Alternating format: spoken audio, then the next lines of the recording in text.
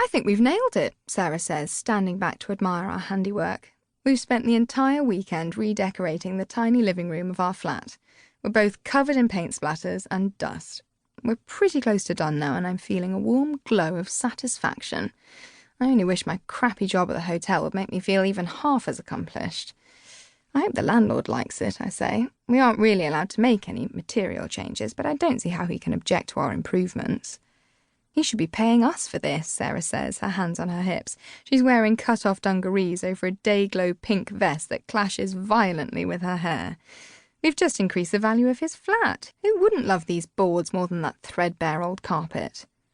I laugh, remembering our comedy sketch struggle to lug the rolled-up carpet down the stairs from our top-floor flat.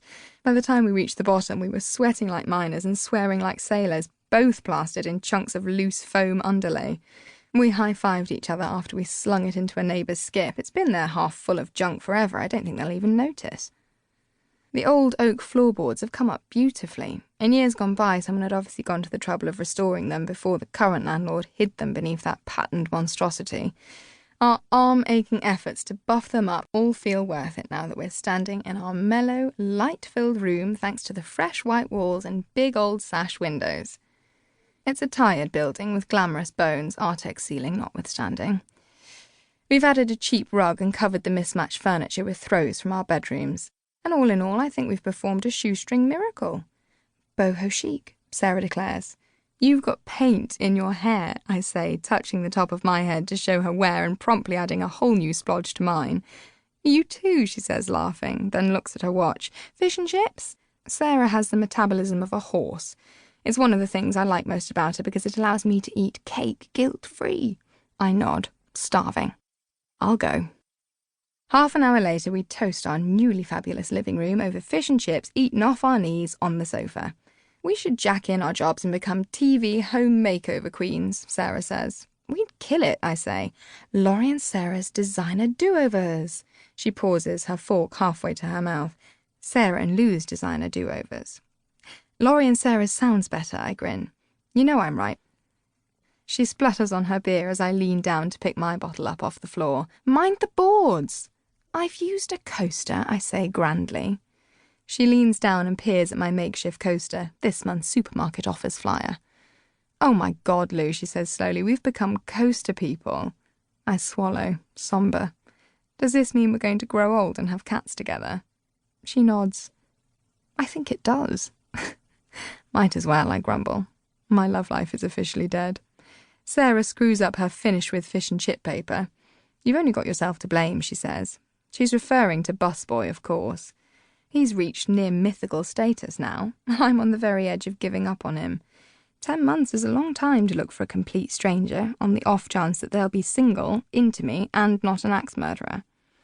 Sarah is the vocal opinion that I need to move on, by which she means I need to find someone else before I turn into a nun. I know she's right, but my heart isn't ready to let him go yet. That feeling when we locked eyes, I've never had that before. Ever. You could have trekked around the entire globe in the time since you saw him, she says. Think how many perfect men you could have shagged doing that. You'd have had tales of Roberto in Italy and Vlad in Russia to tell your grandkids when you're old. I'm not going to have kids or grandkids. I'm going to search vainly for Busboy forever and have cats with you instead, I say. We'll start a rescue centre, and the Queen will give us a medal for our services to cats. Sarah laughs, but her eyes tell me that the time has come to pack my Busboy dreams away and let him go. I just remembered I'm allergic to cats, she says. But you still love me, right? I sigh and reach for my beer. It's a deal breaker, I'm afraid. Find someone else, Sarah. We can never be together. She grins. I've got a date next week. I clutch my heart. You got over us so fast. I met him in a lift. I held him to ransom with the stop button until he agreed to ask me out. I really need to take life lessons from Sarah.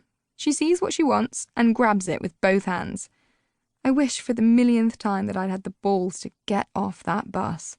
But the fact is, I didn't. Maybe it's time to wise up, to stop searching for him and drunk crying every time I fail. There are other men.